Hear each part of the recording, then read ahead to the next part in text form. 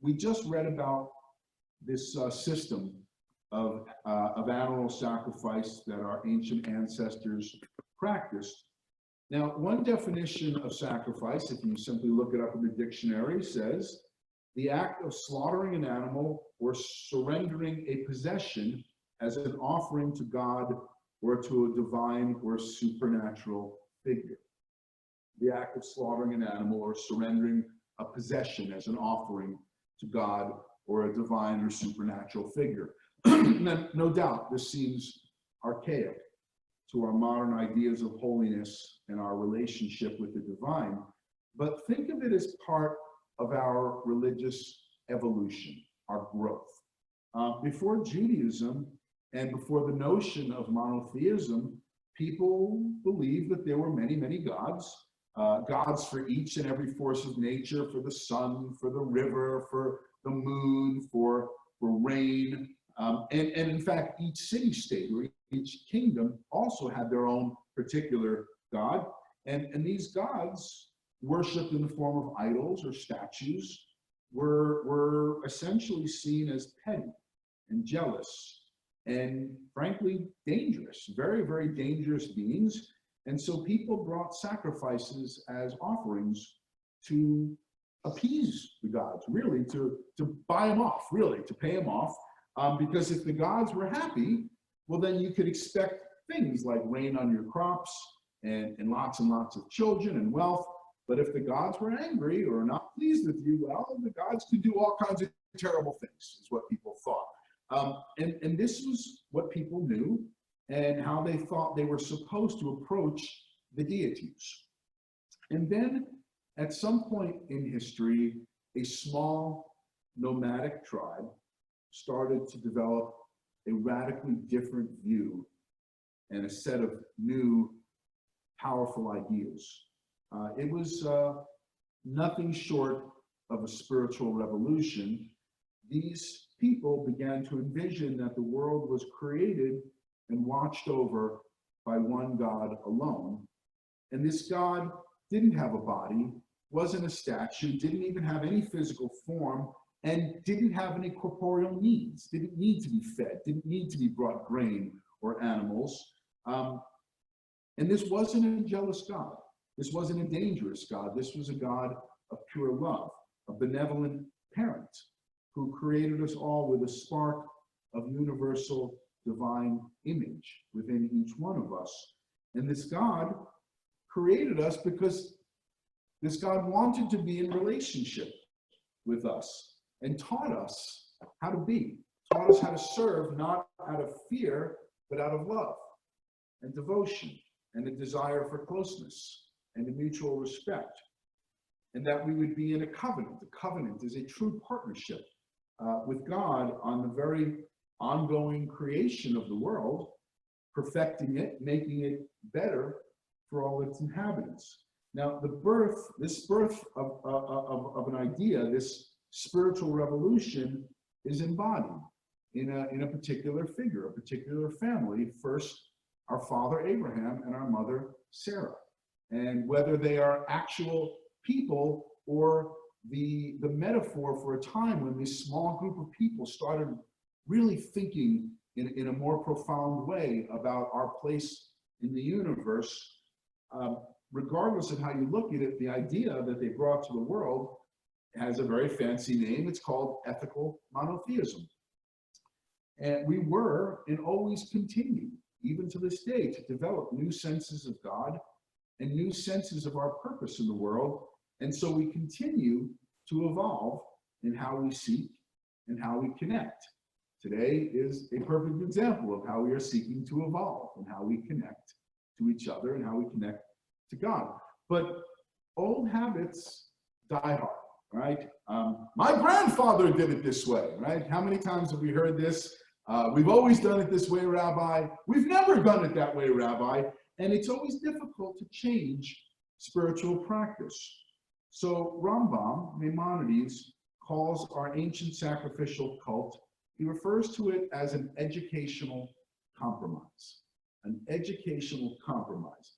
In other words, God knew that we used to worship the gods through animal sacrifice, And so God, in infinite love and the desire to bring us closer, allowed us to worship in ways that we could understand, in ways that were familiar to us. But there were some very significant modifications made to the way we did it. Unlike our neighbors and our previous practices, we understood that God did not need food for energy or for sustenance or for appeasement. And in fact, most of our sacrifices were not given as burnt offerings. Yes, some were burnt, but most of them were consumed, were eaten. And you had to eat them with other people because you had to consume the sacrifice in one day. And if I bring a cow for a nice big barbecue, I have to invite friends and family to eat it with me because I can't consume it in one day. Also, the sacrifices, unlike most of the other ancient practices, were not done behind curtains. They weren't trying to have some magical display where you're behind the curtain and you see the smoke go up and you think, oh, the gods have accepted my offering and they're now eating on it. They were done in the open. Everybody could see how it was done. And anyone could offer many of the sacrifices, not just the priest. Most of the sacrifices, if someone chose to bring it and offer it themselves, they were certainly allowed to do it. The same way today, we encourage people to lead parts of service. We encourage people to read Torah and Haftorah, because God does not demand that we provide food and appeasement.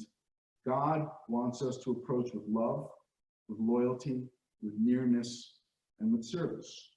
And that's why the sacrifice is made, as I said earlier, I pointed out this verse, Reach Nichoach Ladunai, something that's pleasing to God. Not something God needs, but something that God is pleased by.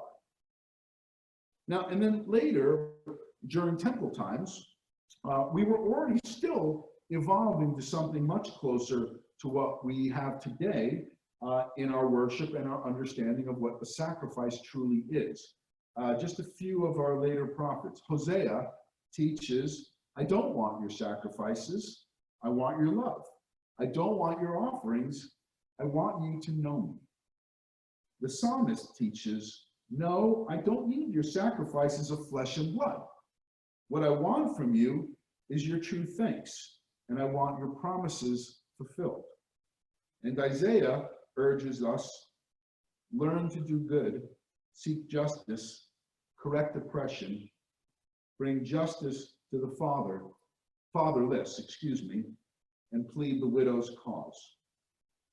Now, this was all perhaps in preparation for the eventual loss of the temple, the diaspora, and the decentralization of Jewish worship. Now our worship is not centralized. We do similar things all across the world, but each location has their own personal and particular way of doing things. Now, I read earlier a dictionary definition of sacrifice, and it described the type of rituals that we have been reading about, but there's another definition that follows. Sacrifice, an act of giving up something valued for the sake of something else regarded as more important or worthy.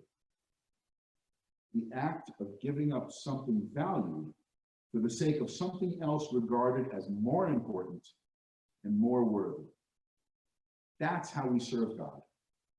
That's the answer. I know right now we're all trying to stay at home. And yes, on one level, there's pure self-preservation there, but on another, giving up the normalcy of our routines, the freedom to go out and about and do as we please, this is a sacrifice. This is a sacrifice we're making to help others, to help mitigate the spread and the perils that we're all facing. And when we give tzedakah, when we part with our own money and our own time and our own possessions for the sake of a higher purpose and for the love of goodness and godliness, this too is how we sacrifice. This too is how we serve God. And when we choose to spend time with our families and those we love the most over a relentless pursuit of wealth and power, we're also serving God. And when we seek and we find and we see a need and we lend a hand or reach into our pockets to help, we're presenting a true offering on God's altar that's far more worthy than a ram or a fatted goose.